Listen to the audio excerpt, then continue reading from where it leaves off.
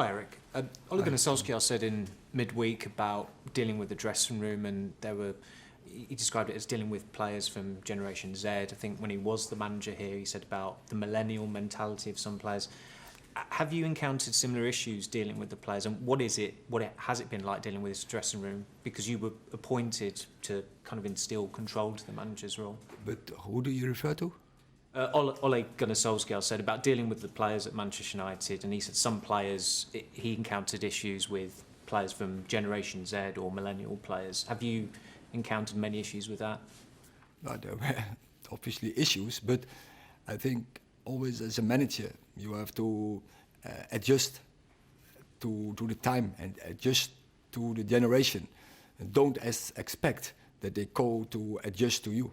You as a manager, as a coaching staff, you have to adjust to a new generation. So you have to find out how they live, how they think, how they feel. And then you have to find a way to coach them. And so you have to deal with it, to find the right strategy, to get the right approach and to motivate them. And how have you found that dealing with the players here in comparison to Ajax, say? It's not the same. It's different.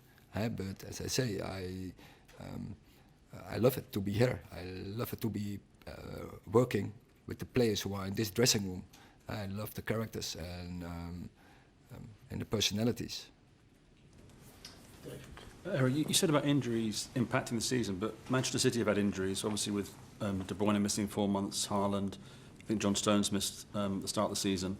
Liverpool have had injuries as well. They've got quite a few players out at the moment, and Arsenal have too. But those 3 clubs have managed to stay in a title race. Does that suggest or show that the strength and depth in the squad is simply not here at the moment? You don't have enough depth or quality in depth to cope with injuries. But first of all, I don't think they haven't so much injuries as we had, and in key positions. And but 2 months but then they had Alvarez as a striker. It's not a bad replace. And when that validates my point that you don't have sufficient quality to cover those injuries. They do. Those clubs do. You don't. Is that a fair assessment? But for instance, we had also on our left fullback position, and we have two injuries over the course of the season, almost over the whole course of the season. And so I think Liverpool is a good example. Last year they had the same, and they couldn't deal with it as well. Chris. Hi Erik, you just talked before about the difference between last season and this season, the injuries impacting and what's happened. Do you think, from talking to Ineos, they understand the problems that you face this season, and do you think with time and patience you can pick up where you left off last season rather than what's happened this season? Oh, they are aware of it, because as I said to you before, we talk a lot with each other. We talk a lot about the processes and the way we want to go for the future. But do you think that they truly appreciate what you've been through, and there will be that time and understanding? Oh, so that is what they're telling me. But so I'm independent. I'm here to win, and I'm in a process, and we keep going in this process. We know in which direction we want to go, and we have now big setbacks. We have had big setbacks, but we keep going, and we have strong mentality, and we keep fighting, and we keep pushing the team in the right direction. Hi Erik, what have you made of the home form this season, and do you think at times this season that the players have found it quite difficult to play at home in comparison to playing away from home possibly? Yeah, last year was the other way around. I think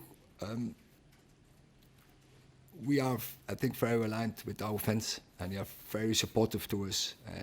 But of course, we always have to energize them. We have to make sure we are ready, and that we show the fans we are ready. And I'm sure that they are very supportive to us. And it's always a pleasure to playing on Old Trafford. And I think it's always every opponent will fear Old Trafford. But it's up to us to show that from the first minute on, and don't allow them to come into the game. And I don't think that now it's home, away, for us it doesn't matter. We prepare in the same way. We believe in ourselves, and we will go with confidence into every game. Mark. Erik, you mentioned Tyrell Malacia there. What's happening with him? We were told that he might be coming back in the new year, but there's still not returned to training. So if you talk about one of my biggest frustrations is there, that you have, so you can accept in a position that the player is not available, but when two players are not available over the course of the season, that is very frustrating, and because that is also very difficult to catch up as a team, and there we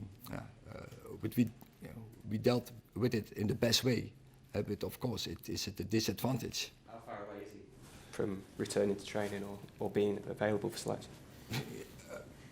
I think it's going to be difficult for this season to be available, and he will fight. He's back on the pitch, but not in the team, and the process had some setbacks and still going really slowly forward, and the season is going to an end. Neil, I just asked, Erik, you referred to having to change your approach to players as things change in football. What's the biggest change you've seen, say, from when you first started in coaching, how you deal with players and their mentalities? I think nowadays it's much more difficult to be as a team. Players are much more their own individuals with their, and around them they have all their own business units, their own companies, and to construct it as a team, that is the biggest change, I think, in the last, I would say, 15-20 years. Michael. Hi, Erik. I mean, you said that you're not sure if Tyrell Malacia is going to be back. Are you expecting Luke Shaw to be back at any stage before now and the end of the season? I think it's the same. Maybe for the last games of the season, but we don't expect him back this or next month. How difficult is that going to be then, not having a left back for the next kind of six weeks? For the whole season, I already expressed it. Yeah, as a team, we have to, and as a squad, we have to deal with it. The left back situation, was it a mistake letting Sergio Reguilón go back? Would you have kept him again? I think it's a good question, because in December, end of December, I had the talks, so internal, with, of course, medical performance, and they assured me they will be fit in January. They will be both fit in January, and so you have two left fullbacks, and then when you have two left fullbacks and you have a third one, that means I always have to disappoint one fullback.